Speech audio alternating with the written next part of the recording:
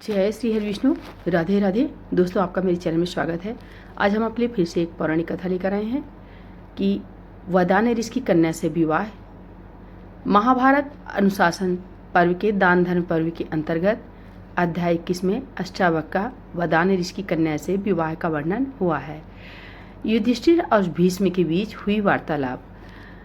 वैशंपायन जी कहते हैं, जन्मेजय, युधिष्ठिर ने पूछा, पितामह, वह स्त्री उन महातेजस्वी ऋषि के साप से डरती कैसे नहीं थी?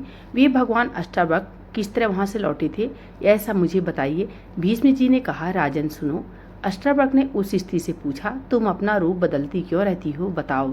यदि मुझ जैसे ब्राह्मण से सम्मान पाने की इच्छा हो तो झूठ ना बोलना।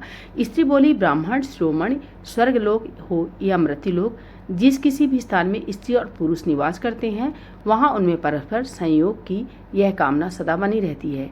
सत पराक्रमी विप्र, यह सब जो रूप परिवर्तन की लीला की गई है उसका कारण बताती हूँ, सावधान होकर सुनिए। निर्दोष ब्राह्मण आपको दृढ़ करने के लिए आपकी परीक्षा लेने के उद्देश्य से ही मैंने यह कार्य किया है। सत पराक्रम द्विज, आपने अपने धर्म से विचलित न होकर समस्त पुण्यलोकों को जीत लिया है। आप मुझे उत्तर दिशा समझें। आज आपके ऊपर ब्रह्मा जी तथा इंद्र सहित संपूर्ण देवता संतुष्ट हैं। भगवान द्विश्रेष्ठ, आप यहाँ जिस कार्य से आए हैं वह सफल हो गया। उस कन्या के पिता वदान्य ऋषि ने मेरे पास आपको उपदेश देने के लिए भेजा था। यह सब मैंने कार्य कर दिया है। विप्र पर, अब आप कुशल पूर्वक अपने घर को जाएंगे और मार्ग में आपको कोई श्रम अथवा कष्ट नहीं होगा। उस मनोनीत कन्या को आप प्राप्त कर लेंगे और आपके द्वारा वह पुत्रवती भी होगी। आपने जानने की इच्छा से मुझसे यह बात पूछी थी, इसलिए मैंने अच्छे ढंग से सब कुछ बता दिया। तीनों लोगों के संपूर्ण निवासियों के लिए भी ब्राह्मण की आज्ञा कदापि उल्लंघनीय नहीं होती। ब्रह्मर्षि अष्टावक्र, आप पुण्य का उपार्जन करके जाइए और क्या सुनना चाहते हैं कहिए, मैं वह सब कुछ यथार्थ रूप से बताऊंगी। द्विजश्रेष्ठ, वदान्य मुनि ने आपके लिए मुझे प्रसन्न किया था, अतः उनके सम्मान के लिए ही मैंने ये सारी बातें कही हैं। भीष्म जी कहते हैं, भारत, उस स्त्री की बात सुनकर विप्र पर अष्टावक्र उनके सामने हाथ जोड़कर खड़े हो गए।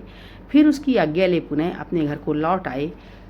करुण नंदन घर आकर उन्होंने विश्राम किया और स्वजनों से पूछकर वे नियमानुसार फिर ब्राह्मण वदान के घर गए। ब्राह्मण ने उनकी यात्रा के विषय में पूछा, तब उन्होंने प्रसन्नचित्त से जो कुछ वहां देखा था सब बताना आरंभ कर दिया। महर्षि, आपकी आज्ञा पाकर मैं उत्तर दिशाओं गंध मादन पर्वत की ओर चल दिया। उससे भी उत्तर जाने पर मुझे एक महती देवी का दर्शन हुआ। उसने मेरी परीक्षा ली और आपका परिचय दिया। प्रभु, फिर उसने अपनी बात सुनाई और उसकी आज्ञा लेकर मैं अपने घर आ गया। तब ब्राह्मण वदान्य ने कहा, आप उत्तम नक्षत्र में विधिपूर्वक मेरी पुत्री का पाणी ग्रहण कीजिए, क्योंकि आप अत्यंत सुयोग्य पात्र हैं।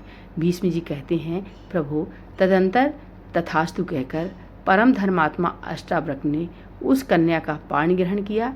इससे उन्हें बड़ी प्रसन्नता हुई।